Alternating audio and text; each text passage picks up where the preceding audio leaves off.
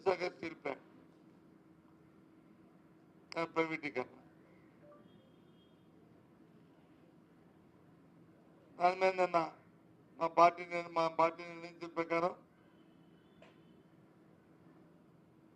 నేను డిఎంసి సమావేశంలో దాన్ని వ్యతిరేకిస్తూ తీర్మానం చేయమని చెప్పాం.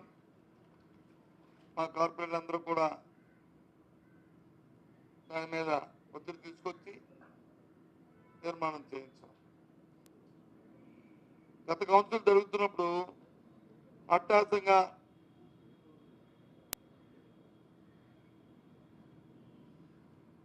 ఆ రోజు డిప్యూటీ సీఎం గారు, రాష్ట్రంలో ఉన్న డిప్యూటీ సీఎం గారు, ఎడ్యుకేషన్ మినిస్టర్ గారు, హ్యూమన్ రిసోర్స్ మినిస్టర్ గారు ఇద్దరు కౌన్సిల్ సాక్షిగా చెప్పారు, ఎట్టి పరిస్థితుల్లోనూ ప్రైవేటిజం జరగదు,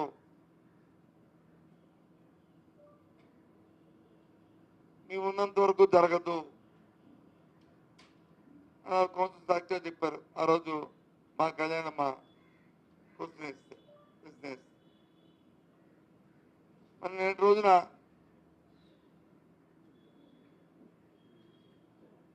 ఏమైంది? మరి ఎందుకు పవర్ ప్లాంట్ వచ్చి సర్వీసింగ్ ప్రైవేట్ వాళ్ళతో టెండర్ పిలిచి వారికి ఇవ్వడానికి ప్రయత్నం చేశారు.